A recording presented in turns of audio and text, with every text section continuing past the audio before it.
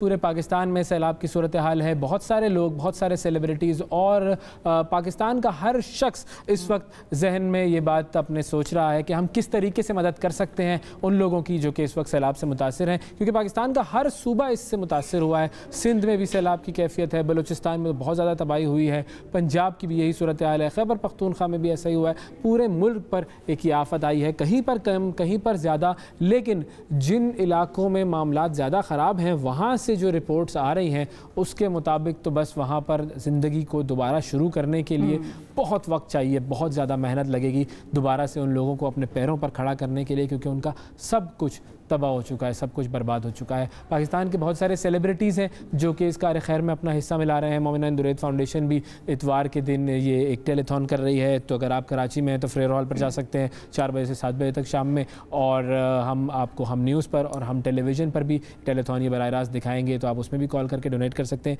इस वक्त हमारे साथ मौजूद हैं पाकिस्तान के बहुत ही मशहूर सिंगर भी हैं, एक्टर भी हैं, होस्ट भी हैं और मुहिमजू भी हैं। हमारे साथ मौजूद हैं जी फ़ख्र आलम साहब। उनसे बात करते हैं क्योंकि उन्होंने भी मुख्तलिफ़ इलाकों का दौरा किया और उसके हवाले से हम उनसे बात करते हैं कि जी क्या सूरत हाल है। अस्सलाम वालेकुम फ़ख्र भाई। जी अस्सलाम वालेकुम। फ़ख्र भाई, सबसे पहले तो बहुत शुक्रिया प्रोग्राम के लिए, आपने वक्त निकाला। अब आपने पाकिस्तान में मुख्तलिफ़ इलाकों का दौरा किया, सैलाब ज़दा जो इलाके हैं, हालात देखे आपने, तो उसके बारे में बताइएगा आप कहाँ कहाँ गए और क्या हालात थे। Thank you. मैं इंटीरियर सिंध मोस्टली और फिर बलूचिस्तान में लसबेला डिस्ट्रिक्ट की साइड पे जो है काफी डैमेज हुआ है। इन इलाकों में मैं गया था बुनियादी तौर पे, और चूंकि असेस करना जो है हर कोई अपने अपने पर्सपेक्टिव से असेस करता है, हर कोई अपने अपने जाविये से देखता है। तो मैं चूंकि ये आपको पता है 2005 के जल्जले का भी एक्सपीरियंस है, 2010-11 के फ्लड्स का भी एक्सपीरियंस है, तो मैं ये देखना चाह रहा था कि ये डैमेज का स्केल किस नौयत का है, क्योंकि ऑब्वियसली सब कह रहे हैं कि बहुत बड़ा है, बट जब आप अपनी आंखों से खुद जाकर देखते हैं तो आपको अंदाजा होता है कि वाकई में पाकिस्तान की तारीख में इतना बड़ा आपने जो है वो नेचुरल कैलेमिटी नहीं देखी होगी। और मैं आपको एक चीज बता सकता हूँ, मैं क्योंकि वो हेलीकॉप्टर पे था किसी के, तो वहां से जब गुजरा हूँ तो जितना आप हाइट पे जाते जाए वो उतना ज्यादा पानी जो है होराइजन पे आपको नजर आना जब शुरू होता है, जो आप ऊपर जाते हैं तो आपको रियलाइज होता है कि मील हाँ मील आप जो है वो सिर्फ और सिर्फ पानी है। यानी कि एक छोटा सा समंदर बना हुआ है इस वक्त पाकिस्तान के अंदरून के अंदर, खासतौर पे सिंध के अंदर, बलूचिस्तान के अंदर। और डैमेज जो है वो तो जब पानी उतरेगा तो सही मायनों में असेसमेंट होगी। अभी कोई मैंने सुन रहा था, कोई कहता था 10 अरब डॉलर का नुकसान हो गया, ये हो गया। ये तो जी जब पानी उतरेगा और उसके बाद जब सारे इलाकों से पूरी इंफॉर्मेशन आपके तक पहुंचेगी तब हमें पता चलेगा कि डैमेज कितना है। इस वक्त एक चीज वाज़ेह है कि 90% आपकी फसल जो है, जो स्टैंडिंग क्रॉप था, वो तबाह हो चुका है, खासतौर पे कपास का और गंदम का। थोड़ा बहुत चावल और गंदम जो है वो कुछ इलाकों में बचा हुआ मैंने देखा, बाकी तो कोई जो है, जो लोगों से, जो लोकल अथॉरिटी से बात कर रहा था, वो भी ये कह रहे थे कि तकरीबन 90% हमारा क्रॉप जो है वो डिस्ट्रॉय हो चुका है। जो एक और चीज मैं वैसे सबसे कहना चाहता हूँ कि तमाम लोग ये ख्याल रखें कि इस काम को, ये बहुत स्केल इतना बड़ा है वैसे कि हमें सबको बड़े लंबे अरसे तक कमिटेड रहना पड़ेगा, तो फिर हम जाके इसको टैकल कर सकेंगे। मेरी सबसे एक गुजारिश है, छोटी सी गुजारिश है, अगर सब इस पे थोड़ी वो दें, कि आप अपने थोड़ा सेंटिमेंट पे काबू रख के, जज्बात पे काबू रख के एक लंबा गेम प्लान जो है उसके तहत अपने आप को एंगेज करने का सोचें। तमाम वो लोग जो ट्रक्स भेज रहे हैं रिलीफ के, आपके जज्बे को salute, thank you very much. जितनी भी रिलीफ भेजेंगे वो कम है क्योंकि स्केल इतना बड़ा है, लेकिन मेरी गुजारिश है कि जब आप मेन रोड्स पे रहते हैं तो वो हो ये रहा है कि जो रिलीफ है वो जो नोड्स हैं, एंड नोड्स हैं, वहां तक नहीं पहुंच रही। जो रिमोट एरियाज हैं, जो बहुत ज्यादा रूरल एरियाज हैं, वहां तक लोगों को सामान नहीं पहुंच रहा। उसकी दो वजूहत है, एक तो ये कि ट्रक्स वहां तक जा ही नहीं रहे। बहुत सारे लोग जो शुरू में ही आके हाईवेज के ऊपर और जो मेन रोड्स हैं वहां पर वो लोगों को देखते हैं, वो वहीं पे डिस्ट्रीब्यूट करके वापस चले जाते हैं। तो इसलिए मेरी गुजारिश है कि अगर आप लोग, चूंकि मैं ऑन ग्राउंड वाज़े तौर पे पाकिस्तान आर्मी का जो नेटवर्क है वो सबसे ज्यादा वसी पैमाने पे फैला हुआ है। ऑफ कोर्स उसकी वजह है कि हेलीकॉप्टर्स उनके पास हैं, उनके पास वो बड़े वाले ट्रक्स हैं जो कि डिफिकल्ट टेरेन के अंदर चले जाते हैं, और उन्होंने ऑलरेडी अपने जो है वो रिलीफ सेंटर्स जो है वो रिमोट से रिमोट तर इलाके में इस्टेब्लिश करनी है। तो अगर आप जितनी भी छोटी एनजीओ और नॉन प्रॉफिट्स काम कर रही है और पर्सनली भी कोई लोग अगर कुछ रिलीफ देना चाहते हैं, तो मेरी गुजारिश होगी कि आप जो फौज का मौजूदा नेटवर्क है जो इन सारे इलाकों में फैला हुआ है, आप उनके साथ जो है कोऑर्डिनेट करके अगर ये करेंगे तो आपकी जो रिलीफ है वो सही जगह तक पहुंच जाएगी। सही है। बट जितनी भी रिलीफ भेजें वो कम होगी। अच्छा फखर भाई, ये भी बात है, बहुत इंपॉर्टेंट पॉइंट इन्होंने रेज किया। और एक और बात भी है फखर भाई कि एक तो वो लोग हैं जो बराह रास्त इस चीज़ से खुद मुतासिर हैं क्योंकि वो उन इलाकों के रिहायशी थे, और एक वो इफेक्ट है जो बाकी पाकिस्तानियों पर आएगा। मिसाल के तौर पर फसलें, बिल्कुल हम पर भी आएगा। फसलें हैं, बहुत सारे किसान हैं, ज़मीन ऐसी थी वहाँ पर कि सोना उगलती ज़मीन थी, अब वो सारी फसलें तबाह हो गई हैं, जो इंफ्रास्ट्रक्चर था वो तबाह हो गया है। तो वो सारी चीज़ें हमारे भी शहरों की तरफ आएंगे। हाँ, वो लोग भी शहरों की तरफ आएंगे। अस्पतालों का भी जाहिर है जो एक यूज है वो बढ़ जाएगा, डॉक्टर्स और ये सब सर्विसेज जो हैं ये एक लिमिटेड तादाद में ही जाहिर है हर मुल्क के पास होती हैं, तो इसका इफेक्ट हम सब पे होगा, पूरी कौम पे होगा। बिल्कुल आपने सही बात की, बहुत आपने एक वैलिड पॉइंट किया। मैं ये बात कहता हूं लोगों को कि हमें समझना चाहिए, हमें यहाँ पे मदद करनी इसलिए जरूरी है क्योंकि एक तो इंसानियत का तकाजा है, दूसरा ये हमारे हम वतन है, और हम वतन जो है वही एक दूसरे की मदद में आगे आगे होंगे तो ही मुल्क जो है वो ऐसी सूरत हाल से निपट सकता है। लेकिन इसका इम्पैक्ट याद रखिए कि अगर ये जितने भी हमारे मुतासरीन हैं, जो पाकिस्तानी बहन भाई हैं जो कि इस वक्त बहुत डेस्परेट सिचुएशन में हैं, अगर आप उनकी हेल्प नहीं करेंगे, अगर हमने उनको रिहैबिलिटेट नहीं किया, तो उसके लॉन्ग टर्म इफेक्ट्स आते हैं, सोशो इकोनॉमिक इफेक्ट्स आते हैं, डेमोग्राफिकल चेंजेस आती हैं। एक तरफ तो इसका ये इम्पैक्ट है, दूसरी तरफ आपको ख्याल ये करना होगा कि हमारे ऊपर जो अब इफेक्ट आएगा, कपास अगर आपकी चलेगी, कॉटन चला गया, तो आप याद रखें कि हमारा टेक्सटाइल सेक्टर और गारमेंट सेक्टर जो सबसे बड़ा एक्सपोर्टर है, सबसे ज्यादा हमारे लिए ज़र मुबादला कमाता है, उसके ऊपर इफेक्ट आएगा। गो हम लोग काफी कपास इंपोर्ट करके भी अपना टेक्सटाइल का, गारमेंट्स का काम करते हैं, लेकिन एक अपनी फसल थी उसमें भी हमें फायदा होता है, तो एक तरफ हम वो खाएंगे, दूसरी तरफ गंदम का जो इशू आएगा, जो फूड शॉर्टेजेस की फिक्र है, वो ज्यादा हमें कंसिडरेशन में लेनी चाहिए, क्योंकि ऑलरेडी एक वीट शॉर्टेज की सिनेरियो का सिचुएशन जो है वो ग्लोबली क्रिएट हो रही है यूक्रेन वॉर की वजह से, तो वो वैसे ही गंदम हासिल करना बड़ा मुश्किल हुआ है। तो अगर खुदा ना खासा हमारे गंदम में और मजीद प्रॉब्लम्स आई, जो कि सप्लाई चेन में, एक तो सप्लाई चेन आपकी टूटी हुई है, दूसरा आपका क्रॉप ही डैमेज हो गया, तो फिर उसका भी हमें सोचना होगा। उससे आप, मैं, शहरों में भी जो बैठे हुए लोग हैं, हम भी इफेक्ट होंगे, हर तरीके से इफेक्ट होंगे। और याद रखिए कि ऑलरेडी हमारी मईशत जो है बड़ा स्ट्रगल कर रही है, तो ये स्ट्रगलिंग मईशत जो है इसके ऊपर बड़ा इम्पैक्ट पड़ना है, क्योंकि जब आप ये रिलीफ एंड रिहैबिलिटेशन में जाएंगे, तो ये मैंने आपको कहा ना कि जी 2005 का जलजला एक ऊपर नॉर्दर्न एरिया का वो हमारा एक लिमिटेड स्कोप था जो हमें एड्रेस करना था। फिर आप आ जाए 2010 के फ्लड्स, वो इसके 10-15-20% भी नहीं थे इन फ्लड्स के। तो इस वक्त तो स्केल है कि केपी से डैमेज शुरू होता है, साउथ पंजाब से लेके पूरा सिंध लेके बलूचिस्तान पूरा जो है वो आपका, so we have a huge task ahead of us, so we are all going to be impacted. इसका ख्याल रखें कि ये सब across all aspects of life जो है इसका इम्पैक्ट आएगा पाकिस्तानियों की जिंदगी के ऊपर। बिल्कुल ठीक है। अच्छा, अभी चूंकि आपने जिक्र किया कि 2005 का ज़लज़ला था, 2010 के सैलाब थे, हमने देखा कि वो उनका मैग्नीट्यूड इतना नहीं था, लेकिन ज़ाहिर है फिर भी उसका नुकसान बहुत ज़्यादा था। अच्छा, अब मुझे ये समझ में नहीं आता कि हम गलती क्या कर रहे हैं, क्योंकि हमेशा हम किसी न किसी आफत से गुजरते हैं, लेकिन वो जो हमारा इंफ्रास्ट्रक्चर है, हम वो दोबारा जब रीबिल्ड करते हैं तो सही तरीके से उसको हम डेवलप नहीं करते। हर बार हम इसी एक साइकिल में फंस जाते हैं। क्या हम चीज़ों को सही बनाते नहीं हैं, या फिर हम चीज़ों को सही मैनेज नहीं करते? क्योंकि जो आफतें हैं या जो इस तरह के जो मामलात हैं, उनका इम्पैक्ट हमेशा बढ़ता जा रहा है, वो कम नहीं हो रहा। अगर हम over a period of time compare करें तो वो इम्पैक्ट बढ़ रहा है, और हमारी जो मैनेजमेंट है वो सही तरीके से नहीं हो पा रही। उसकी क्या वजह नजर आती है? आपने बहुत अच्छी बात की। इसका जवाब मुख्तसर ये है कि हम सीखने को तैयार नहीं है। बार बार वही सूरत हाल इसलिए पैदा होती है क्योंकि हम सीखने को तैयार नहीं है। मैंने 2010 के और 2005 के बाद, मैंने उस वक्त मैं सीख रहा था, बिल्कुल बच्चा था, मुझे तो अंदाजा ही नहीं था। मैं तो वो मैडनेस वाला जज्बा लेके अपने पाकिस्तानियों को देख के उनके साथ ही जो है मैंने इस कौम का जो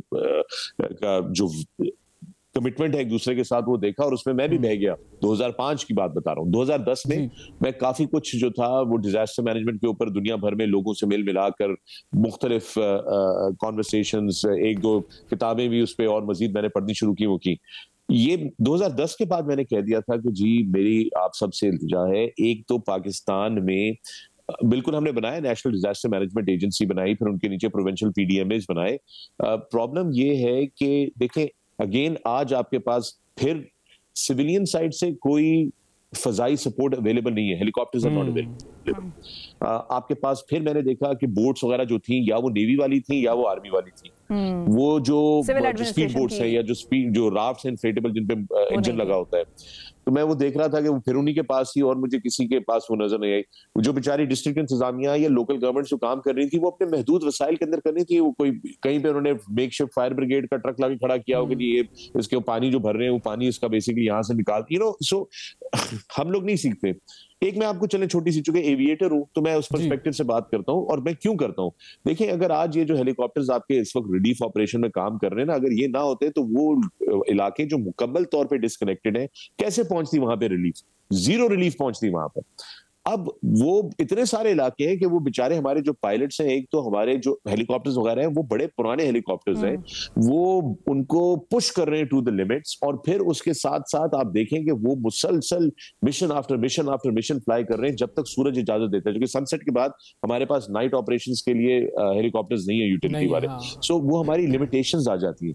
लेकिन मैंने इनको प्रपोज किया था कि बजाय बड़े बड़े जो वीआईपी महंगे वाले हम हेलीकॉप्टर्स देते हैं, 2010 की बात बता रहा हूँ, कि वो आप लोग $40-40 मिलियन के हेलीकॉप्टर ले लेते हैं, उसके बरक्स अगर आप जो है वो single engine jet turbine jet engine वाले हेलीकॉप्टर्स ले रहे हैं, लाइक इस वक्त जो दुनिया का सबसे कामयाब हेलीकॉप्टर है उसका नाम है रॉबिन्सन R66 ले लें, वो $7 लाख $7.5 लाख का ब्रांड न्यू एक हेलीकॉप्टर आता है। मैंने कहा जी 12-16 हेलीकॉप्टर्स लाकर उनका एक पूरा डिजास्टर मैनेजमेंट का फ्लीट नेटवर्क पूरे पाकिस्तान में बिछा दें, ताकि वो मुसलसल इन आउट कर सके।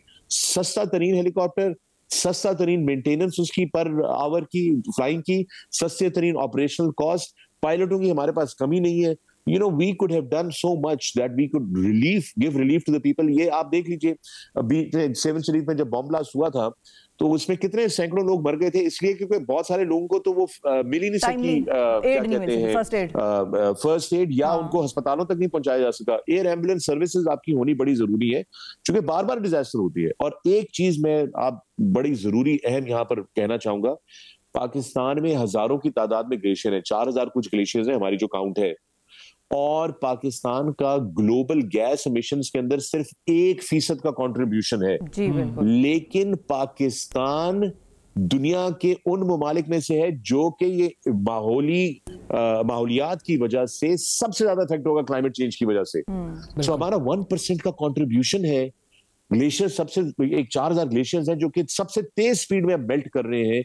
हर साल ये फ्लड्स खतरनाक से खतरनाक होते जाएंगे। अगर अगले साल शायद ड्राई स्पेल आ जाए, उसके अगले साल फिर फ्लडिंग आपके सामने खड़ी होगी।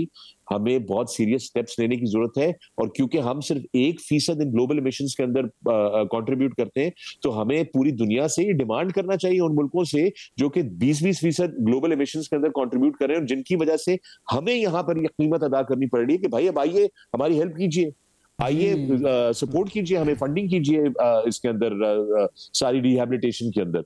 इट इज वेरी इंपॉर्टेंट कि ये जो इन्वायरमेंटल इनजस्टिस हो रहा है पाकिस्तान के साथ, उसके ऊपर बैनुल-अक़वामी तौर पे जो है हम अब अपनी आवाज उठाएं, और इन बड़े मुल्कों से जिनका सबसे ज्यादा कंट्रीब्यूशन है माहौल को खराब करने में, वो हमारा जो उनकी वजह से जो हमें नुकसान हो रहा है उसको भरे ये लोग आगे। हाँ, ये उनकी वजह से नुकसान है, उनको चाहिए कि वो आकर करें। हमारा जो सारा जो रिहैब का जो मरहला है, सारी जो डेवलपमेंट है वो उनको करनी चाहिए, क्योंकि आप कार्बन एमिशंस आपके ज्यादा हैं, आप दुनिया के माहौल को खराब कर रहे हैं, आप आलूदगी फैला रहे हैं, और उसका जो खमियाजा है वो हमें भुगतना पड़ रहा है। खाया पिया कुछ नहीं, ग्लास थोड़ा बारह आने, ये वाली सिचुएशन है जो हमारे साथ हो रही है। और इसको फोर्सफुली मुख्तलिफ फोरम्स पर जाकर कहना चाहिए। बिल्कुल, सबको, लीडरान को, हमारे भी और बाकी भी जो मुस्लिम वर्ल्ड के रहनुमा हैं, जितने लोग हैं, इवन जो मुस्लिम दुनिया के नहीं भी हैं, वो भी जब बात करते हैं ह्यूमन राइट्स की, तो ये हमारा ह्यूमन राइट है कि जब हमें हम किसी चीज में हिस्सेदार नहीं है तो उसकी वजह से हम क्यों खमियाजा भुगतें। तो खैर ये बहुत इंपॉर्टेंट पॉइंट है, अल्लाह करे कि हमारी लीडरशिप इस चीज़ को आगे दुनिया में उजागर करे। फ़खर भाई ये बताएं कि अब आपका आने वाले दिनों में क्या प्लान है? मैं इस दिन सच खुद आपको पता है कि एक नॉन प्रॉफिट हूँ नहीं, एक एनजीओ हूँ नहीं, तो मैं खुद डायरेक्टली ना तो फंड कलेक्ट करता हूँ, ना 2005, 2010 और ना अभी। मैं सिर्फ लोगों को रीडायरेक्ट करता हूँ कि जहाँ पे जरूरत मैं समझता हूँ कि ज्यादा है कि उस तरफ जो है वो तवज्जो दी जाए। तो इस वक्त भी मैं कोई 8 मुख्तलिफ नॉन प्रॉफिट्स हैं जिनको कि मैं ग्राउंड पे देख कर आया हूँ, और फिर उन नॉन प्रॉफिट्स के मसले समझ के आया हूँ कि उनको क्या क्या चैलेंजेस आ रहे हैं, तो मैं उनको कोऑर्डिनेट करने की कोशिश कर कर रहा हूँ मेरी तमाम पाकिस्तानियों से जो पाकिस्तान में मौजूद है। याद रहे कि पाकिस्तान में भी इकोनॉमी इतनी कोई खास नहीं रही पिछले एक साल, कोविड की वजह से और मुख्तलिफ चैलेंजेस की वजह से, और बहुत से लोग जो है माशी तौर पर परेशान हैं। इसलिए हम एक्सपेक्ट ना करें कि पाकिस्तान से उस किस्म की हमें रिस्पॉन्स मिलेगी जो 2005 या 2010 में हमें मिली थी। एक तो ये बड़ा इंपॉर्टेंट पॉइंट है।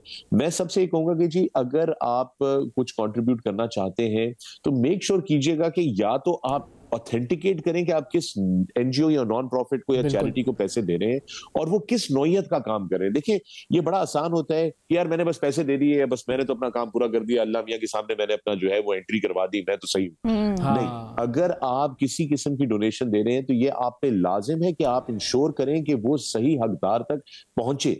इसलिए प्लीज आप ऑथेंटिकेट जरूर करें कि कौन क्या काम कर रहा है, पूछें, डायलॉग करें कि जी मैं आपको पैसे देना चाहता हूं लेकिन आप कर क्या रहे हैं एग्जैक्टली, मुझे दिखाएं आपके पास क्या मौजूद है, जो भी मटेरियल्स है कि आप कहां पे क्या क्या एक्टिवली इस वक्त पार्टिसिपेट कर रहे हैं। एक तो ये हो गया। दूसरा, वो लोग जो रिलीफ देना चाहते हैं, मेरी आपसे गुजारिश है आप पाकिस्तान आर्मी के जो कैंप्स लगे हुए हैं उनके साथ कोऑर्डिनेट कर लीजिए, वो आपको जगह जगह पे मिल जाएंगे और मुख्तलिफ जगह पे सोशल मीडिया पे उनके एड्रेसेस और कॉन्टेक्ट्स हैं। और अगर आपने रिलीफ गुड्स देने हैं, अगर आपने कोई राशन देना है या कोई और सपोर्ट की पानी वगैरह देना है, क्योंकि पानी की शदीद इशू हुआ हुआ है, शदीद इशू हुआ हुआ है पानी का, क्योंकि सारा पानी जो है वो मिक्स हुआ है, क्लीन ड्रिंकिंग वाटर नहीं है, जिसकी वजह से ऑलरेडी अभी सिंध में चूंकि हफ्ता हुआ है बारिशें रुके हुए, तो वो ऑलरेडी बीमारियां जो है इस तरीके से फैल रही है खौफनाक तरीके से कि जिसकी कोई इंतहा नहीं है। बलूचिस्तान में भी यही इशू है, तो पानी साफ जो है जिस तरह चाहिए। तो ये अगर आप ऐसी ऑर्गेनाइजेशन को दे जो कि एक्चुअली एक्टिवली इन्वॉल्व हो तो बड़ा बेहतर होगा। और अगर आप पाकिस्तान आर्मी को दें तो वो ऐसी जगह पे पहुंचा पा रहे हैं चीजें जहां पे हमें से कोई नहीं पहुंचा पाता है। बिल्कुल हमारे पास। गोया मेरी आप सबसे ये गुजारिश होगी कि आप ये करें, मैं अवेलेबल हूं अपने सोशल मीडिया के थ्रू, आप लोगों को अभी से बता रहा हूं, be ready, this is going to take a long long time. और इसको भूलिएगा नहीं, इन लोगों को ना भूलिएगा, ना इस डैमेज को भूलिएगा। और सारे पाकिस्तानियों को गुजारिश है कि आप अपना सोशल मीडिया इस्तेमाल करके बैनुल अक़वामी, क्योंकि सोशल मीडिया से आप इंटरनेशनल ऑर्गेनाइजेशंस को टैग कर सकते हैं, उनसे कहें जी हम सिर्फ 1% कार्बन एमिशन में कंट्रीब्यूट करते हैं और सबसे ज्यादा तबाही हम उठा रहे हैं। अब आप लोगों की जिम्मेदारी है, आप आके ये ब्रिजेस, ये रोड्स और बेहतर प्लानिंग के साथ वो करें। और हमारी हुकूमत को चाहिए, क्योंकि एक ट्रस्ट का डेफिसिट का इशू आ जाता है सरकारी सतह पे, कि वो बाहर की ऑर्गेनाइजेशन से कहेंगे अच्छा ठीक है, हम नहीं कह रहे कि आप हमें पैसे दें, आप खुद करें आगे, उनके पास एक्सपर्टीज है, आप अपनी बैनुल अक़वामी एक्सपर्टीज के साथ आके बताएं कि हमें किस दरिया पे कौन सा बंद कहां पे बनाना चाहिए, फिर आप वो बना दीजिए। कौन से हाईवे को किस डायरेक्शन से गुजारना चाहिए कि नेचुरल इंपैक्ट कम हो, फिर वो बना दीजिए। ये हमारे पुल चले गए, इनको बेहतर हमें पुल बना दीजिए। मेरा ख्याल है बेस्ट यही होगा, क्योंकि जब तक हम लोकल ठेकेदारों को देते रहेंगे ठेके, तो वो तो एक हल्की फुल्की बारिश में उनका वो सारे पुल जो है टूट फूट जाते हैं, तो ये तो फिर बहुत बड़ा सैलाब है।